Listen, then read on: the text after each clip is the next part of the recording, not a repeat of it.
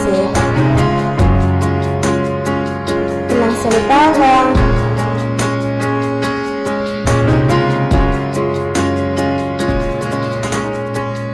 Konting dikit lang, konting lapit. Minsan, sa saglit na napatingin ako,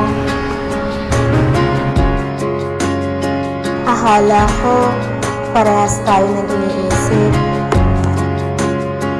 Akala ko, ramdam mo, na humihinga ako sa dulo ng iyong espasyo. Hanggang tanaw lang pala, hanggang panaginip. Hanggang isang akala.